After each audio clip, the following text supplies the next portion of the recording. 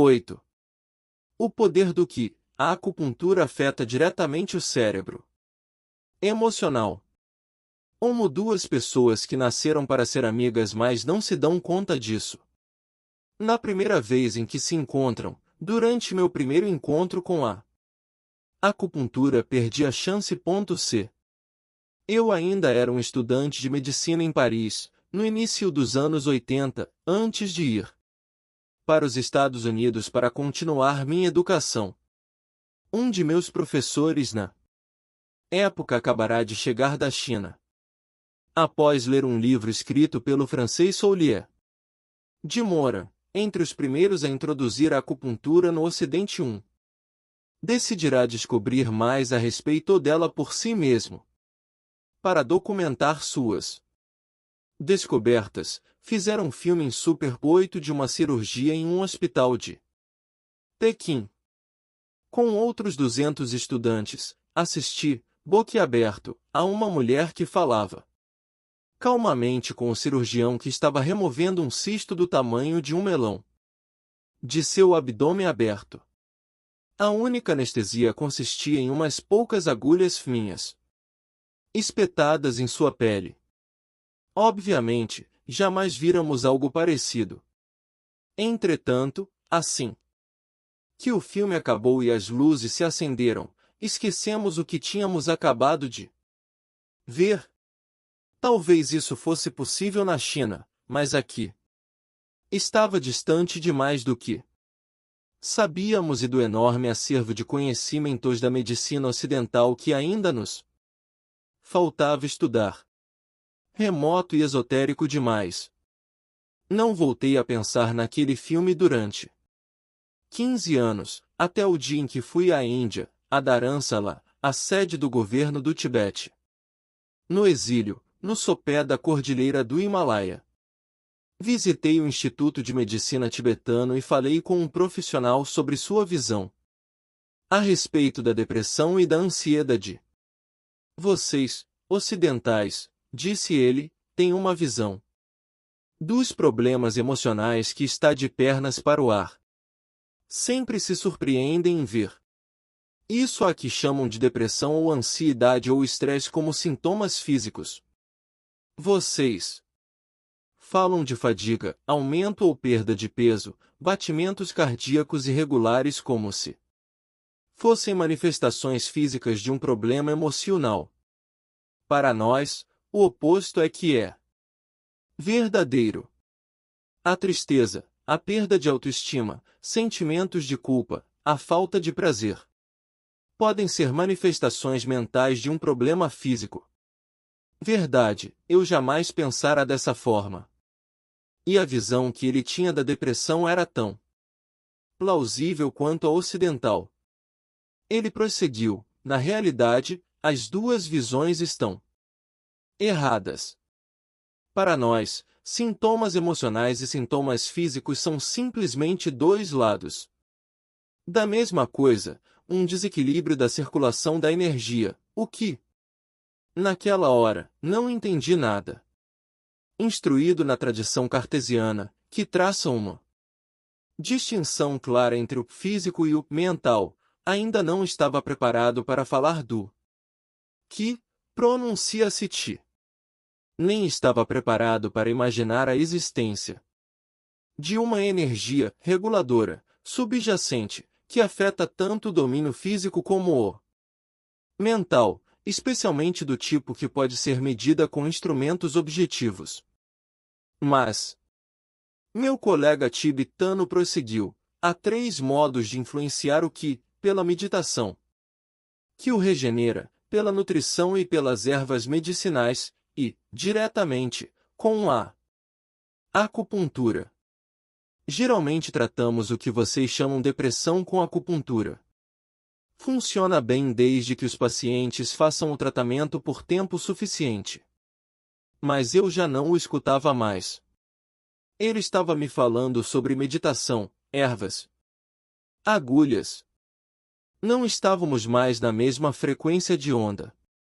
Além disso, assim que ele se referiu ao período de tratamento, imediatamente imaginei que devia ter alguma coisa A ver com o efeito placebo, respostas que pacientes têm a tratamentos sem nenhum agente ativo. Os placebos costumam dar certo quando os pacientes estão sendo tratados regular e gentilmente, e com convincentes aparatos de competência técnica. Uma vez que isso é o que um acupunturista faz, parecia-me óbvio que qualquer resposta à acupuntura era um efeito placebo. Após chegar a essa conclusão, apenas fiquei cutando por pura educação e então pedi licença para continuar fazendo o que tinha de fazer. Esta foi a segunda oportunidade que perdi, mas ela deixou um traço em minha memória. O terceiro encontro aconteceu em Pittsburgh, 1 ano ou 2 mais tarde. Um sábado à tarde, na rua, encontrei uma paciente que eu vira apenas uma vez, no ambulatório do hospital. Ela sofria de uma depressão séria, mas se recusará a tomar os antidepressivos que eu receitei. Apesar disso, tínhamos nos dado bem. Assim, quando a vi, perguntei-lhe como estava, se estava se sentindo melhor. Ela olhou para mim sorrindo, mais um pouco incerta se devia se abrir comigo ou não. Devo ter parecido aberto, pois ela finalmente me disse que tinha decidido ver um acupunturista. Fizera algumas sessões durante 4 semanas e agora estava bem. Se não tivesse tido aquela conversa com o médico tibetano em Dharamsala, certamente eu teria atribuído a cura dela ao efeito placebo. Como já mencionei, em casos de depressão o efeito placebo é comum. Tão comum que é preciso cerca de 3 estudos clínicos comparando um antidepressivo a um placebo para que um deles demonstre que a medicação é superior. 2 Mas a conversa em Dharamsala voltou de imediato à minha mente e fiquei um pouco chateado, devo admitir, pelo fato de um tratamento diferente do meu ter se mostrado mais útil. Decidi descobrir um pouco mais sobre essa prática estranha. O que aprendi a respeito da extensão de seu impacto na natureza do corpo e da mente ainda me desconcerta. Ciência e agulhas. Primeiro, com 5.000 anos de prática documentada, a acupuntura é provavelmente a técnica médica mais antiga do planeta. Nos últimos 50 séculos, muitos placebos surgiram, plantas ineficazes, algumas delas tóxicas, óleos de serpente, pós de casca de tartaruga e por aí afora. Mas nenhum, que eu saiba, sobreviveu à prática médica diária durante tanto tempo. Quando comecei a levar a acupuntura a sério, descobri que em 1978 a Organização Mundial de Saúde, OMS, tinha publicado um relatório reconhecendo oficialmente a acupuntura como uma prática médica eficaz, aceitável. E mais, segundo um relatório dos Institutos Nacionais de Saúde que circulou nos meios acadêmicos na época, a acupuntura era eficaz para casos como dor pós-operatória, náusea durante a gravidez ou quimioterapia. Desde então, um relatório da Associação Médica Britânica, publicado em 2000, chegou a conclusões semelhantes, e a lista de indicações aumentou, com a inclusão, por exemplo, de dores nas costas. 3. Descobri que, se a acupuntura era realmente um placebo, coelhos eram tão sensíveis a ela quanto seres humanos. Vários experimentos demonstraram claramente que um coelho pode ser anestesiado ao serem estimulados pontos em sua pata, correspondentes àqueles que bloqueiam a dor nos seres humanos. Ainda mais convincente, quando o fluido cérebro-espinal, o fluido que banha o cérebro e a medula espinal, de um coelho anestesiado é injetado em outro coelho, esse segundo animal também não sente mais dor. E isso não acontece com uma injeção de fluido placebo. Está, portanto, provado que, no mínimo, a acupuntura induz a secreção de substâncias pelo cérebro que podem bloquear a experiência da dor, além de qualquer efeito placebo.4. A literatura científica internacional contém uma gama de estudos de pesquisa confirmando a eficácia da acupuntura para uma série de problemas, que incluem depressão, ansiedade e insônia, desordens intestinais, dependência do fumo e de heroína, e até infertilidade feminina, dobrando, por exemplo, a taxa de sucesso na inseminação artificial.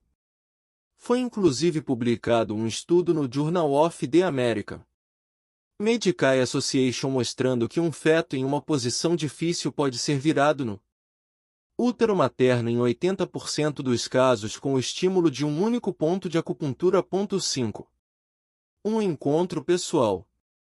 Na esteira dessas descobertas indiscutíveis sobre a acupuntura, estudos ainda mais surpreendentes seriam realizados. Nós voltaremos a eles mais adiante, mas esta informação foi suficiente para me inspirar a descobrir mais sobre a acupuntura. Eu tinha ouvido falar de uma profissional um tanto incomum, uma certa Christine, que tratava pacientes com problemas emocionais com a acupuntura dos 5 elementos. Fora ela quem cuidara de minha paciente com depressão com tão bons resultados. Então pensei que o lógico seria começar por ela. Christine não era médica, mas praticava acupuntura havia 25 anos. Seu consultório ficava em uma sala de paredes brancas no andar superior de uma casa de campo, rodeada de árvores.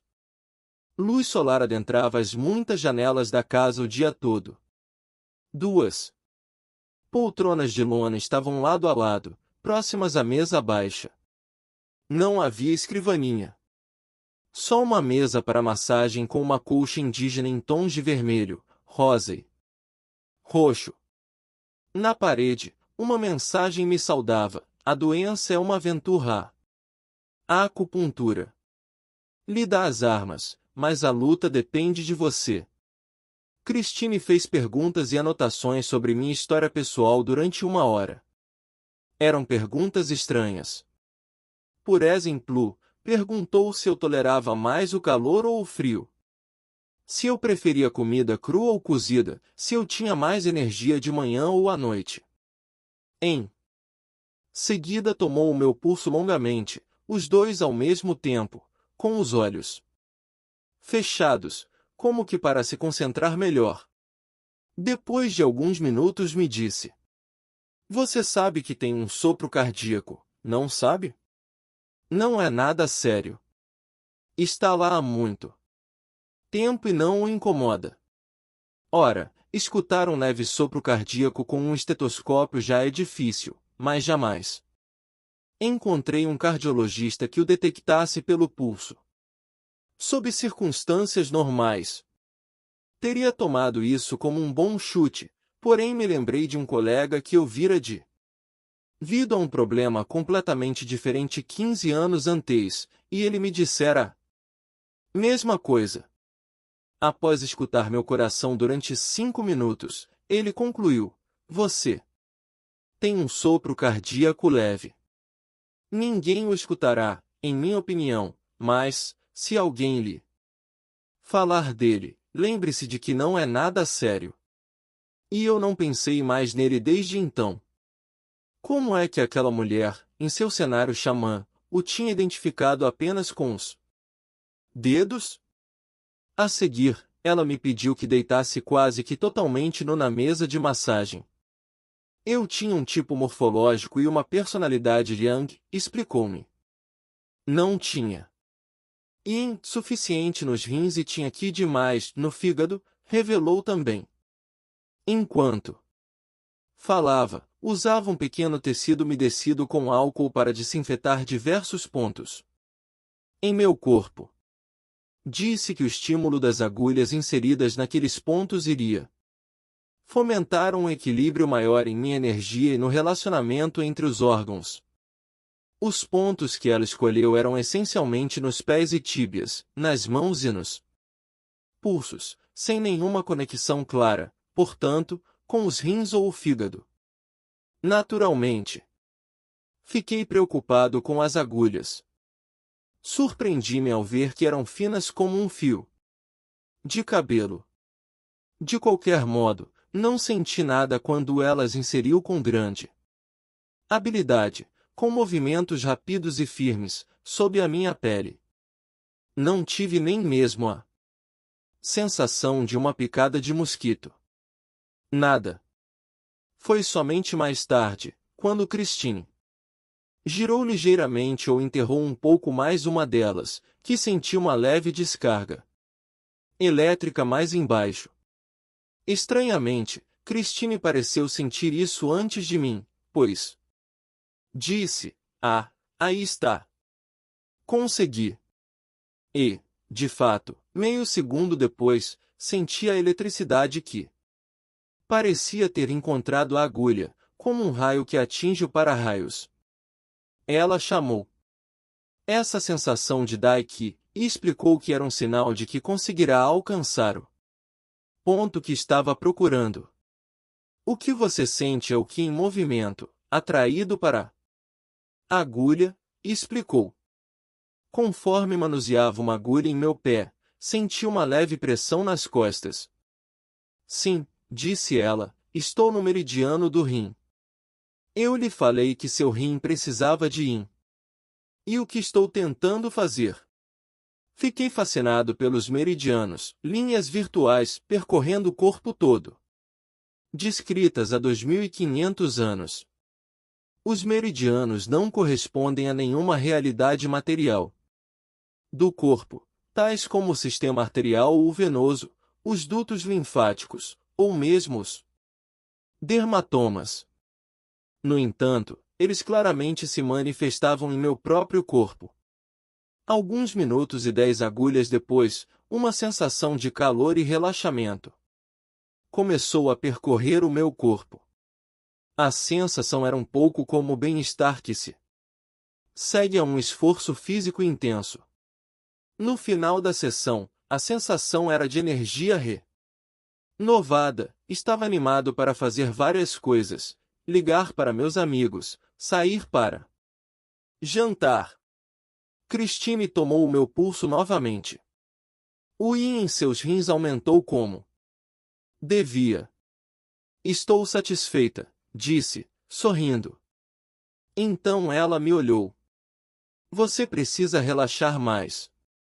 Você não se cuida. A atividade constante o está consumindo.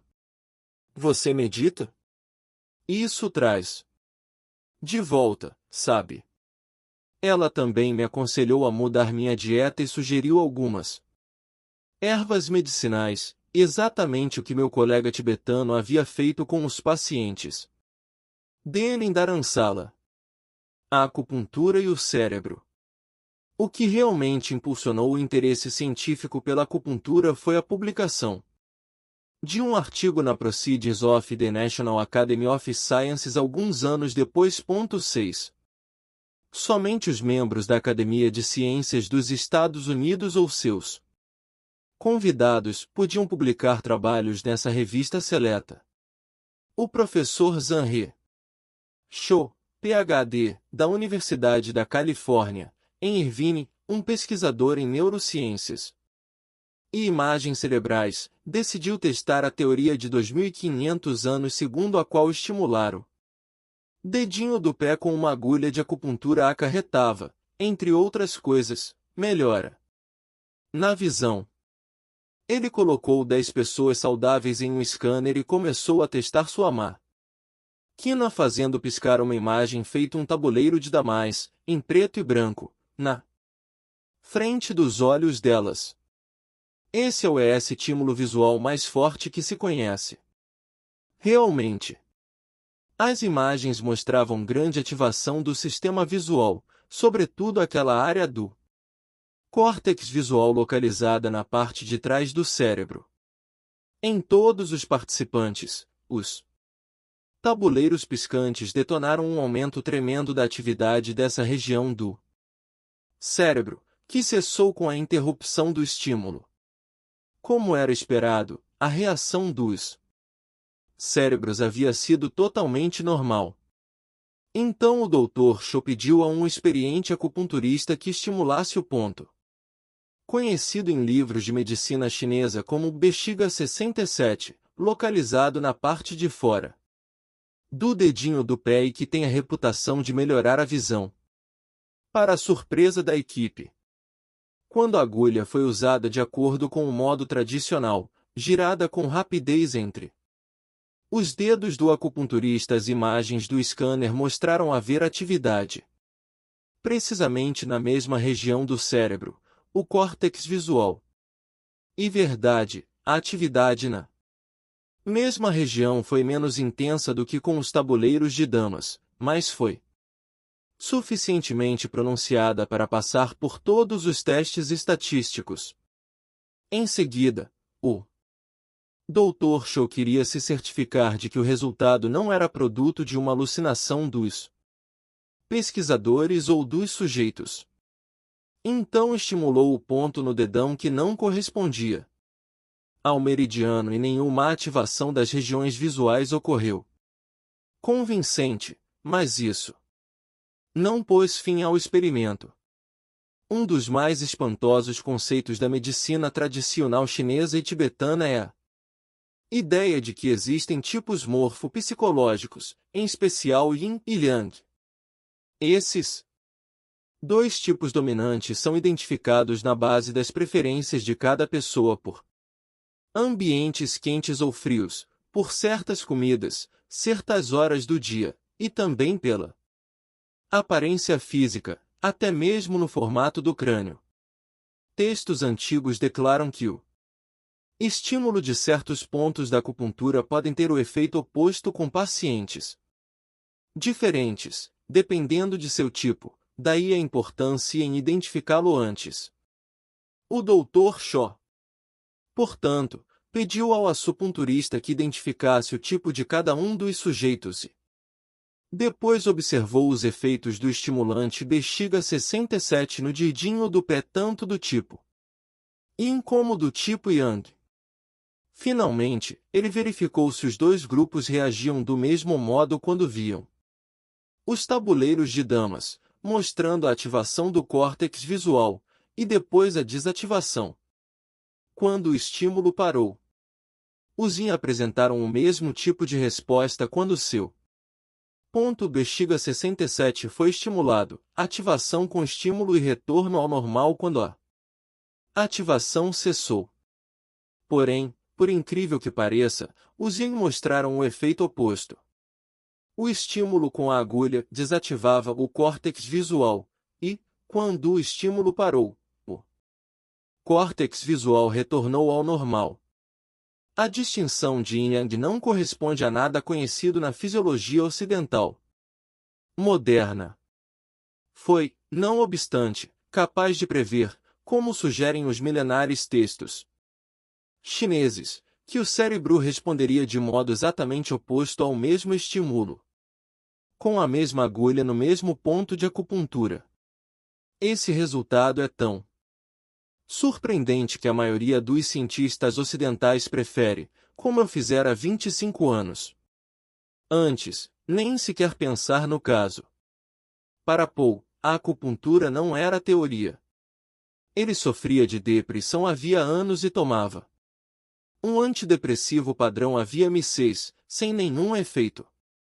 Fora ver Thomas O.S.T. LAC, o acupunturista do Centro de Medicina Complementar, CCM, de nosso hospital, por causa da dor nas costas. Embora o tratamento principal fosse a dor, O.S.T. soube da depressão de Paul pelas perguntas preliminares, e então se ofereceu para inserir agulha em 2 pontos adicionais no crânio que, como vários estudos chineses sugeriam, ajudavam a curar a depressão. 7 Na metade da primeira sessão, Paul declarou. Mais tarde, ele pôde sentir uma camada de nevoeiro se levantar, camada que não permitia que pensasse com clareza. Paul se sentiu mais leve e um pouco mais confiante. Mesmo que ainda estivesse com um nó na garganta, que ele sempre associara a seus períodos de depressão. Após várias sessões semanais, ele sentiu as outras câmaras desaparecerem gradualmente. Então, na hora certa, sua garganta ficou desimpedida. Pouco a pouco, Paul começou a dormir melhor. Sua energia retornará, pela primeira vez em 2 anos. Finalmente, sua autoconfiança voltou, assim como o desejo de ficar com a esposa e filhas e dar início a novos projetos.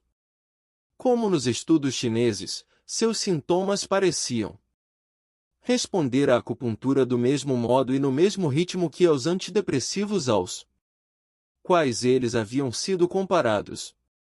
Naturalmente, por motivos de segurança, Paul jamais deixou de tomar o antidepressivo que seu médico receitara, portanto é possível que o remédio tenha produzido tais mudanças. Todavia, o fato de que os primeiros sinais de alívio apareceram nas primeiras sessões de acupuntura sugere que as agulhas foram as responsáveis pelo encadeamento de sua recuperação. E, é claro, os 2 tratamentos devem ter se reforçado mutuamente.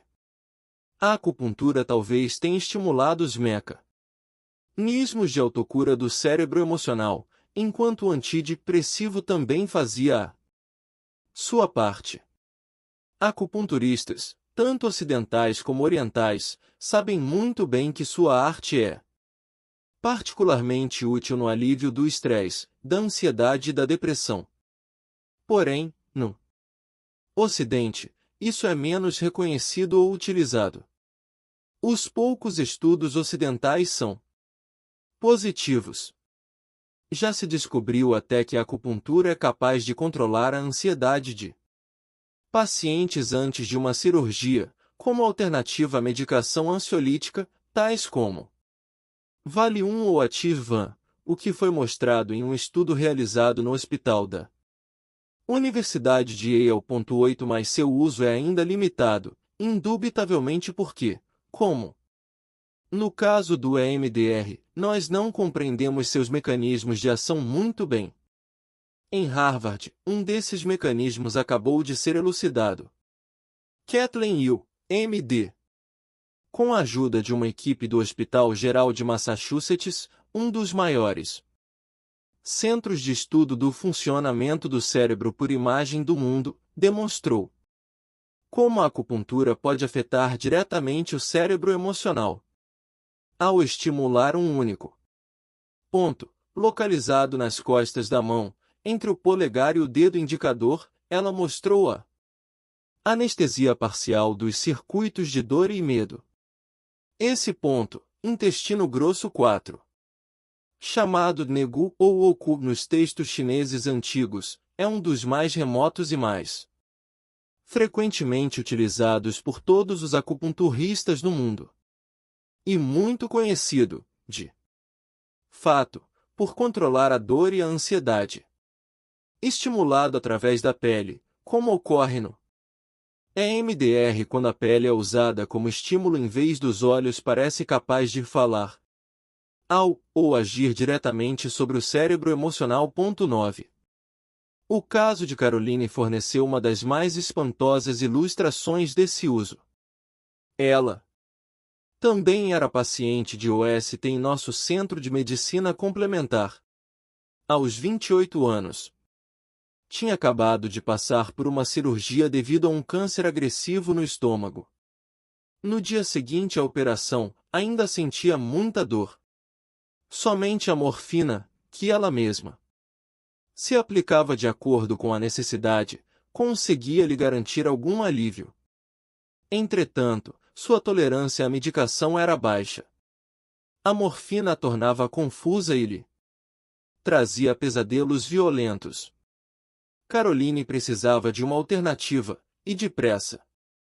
O OST teve a oportunidade de cuidar dela como parte de um programa de pesquisa que Estávamos conduzindo à época. No início do tratamento, Caroline estava tão absorvida com sua dor que mal notara as 3 agulhas finas que Thomas inserira em sua mão, perna e abdômen, ajustando-as durante 45 minutos.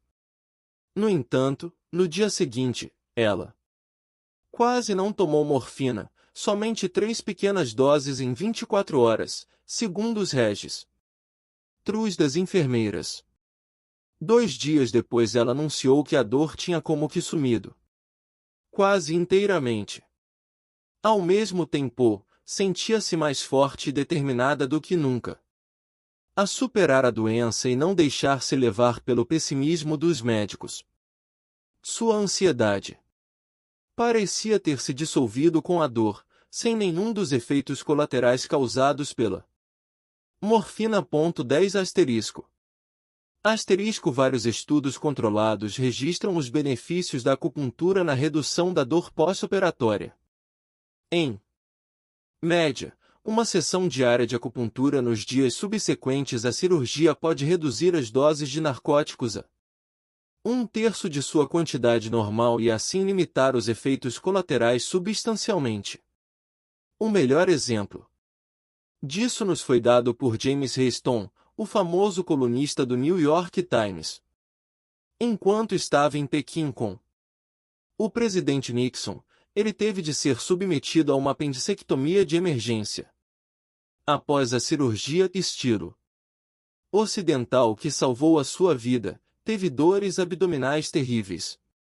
Ele pediu um remédio, mas, em vez disso, o estudo de Harvard mostra que as agulhas de acupuntura são, de fato, capazes de bloquear as regiões do cérebro emocional responsáveis pela experiência da dor e da ansiedade. Essa pesquisa nos ajuda a compreender resultados tão surpreendentes como o de Caroline. A pesquisa com os coelhos que não sentem mais dor, além dos estudos com dependentes de heroína durante a recuperação, também sugerem que a acupuntura estimula a secreção de endorfinas.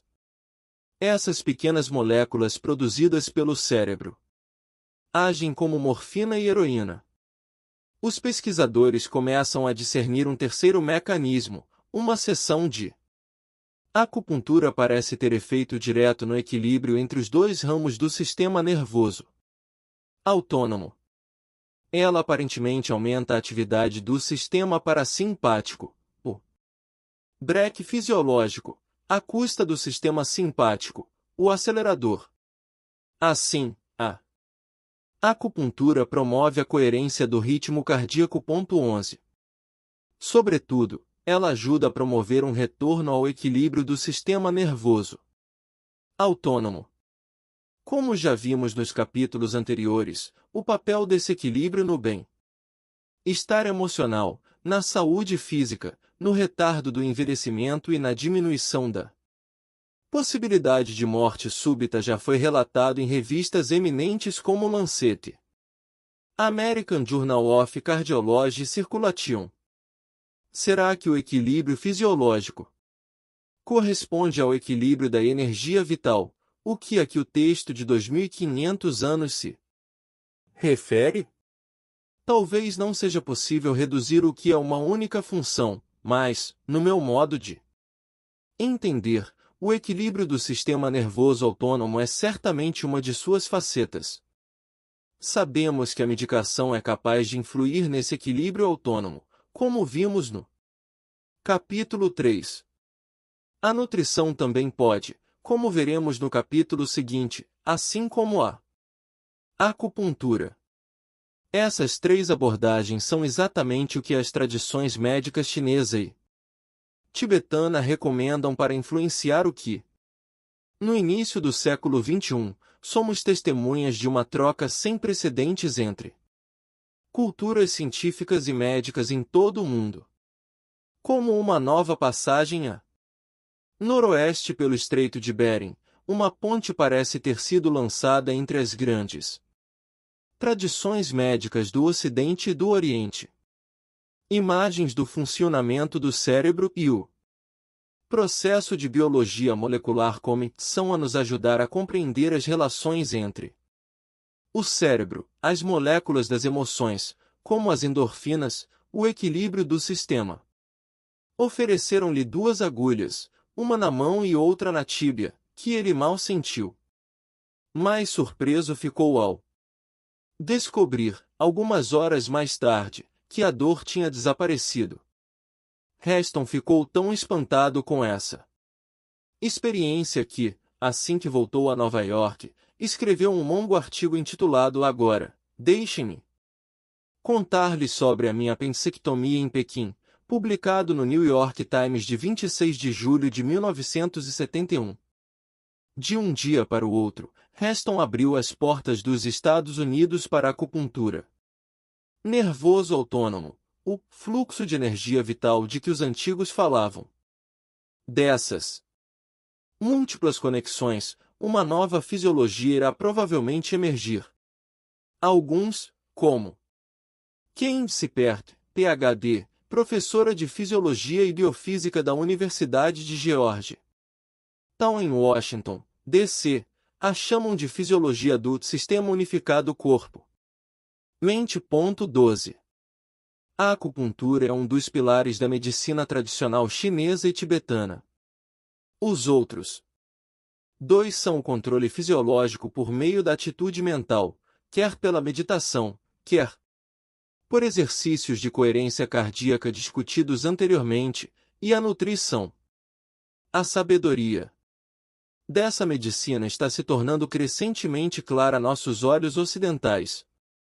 Mas, para os profissionais asiáticos, não faria nenhum sentido usar a acupuntura ou cultivar o nosso equilíbrio mental e fisiológico sem prestar atenção especial nos componentes que constantemente renovam o nosso corpo, o alimento que ingerimos.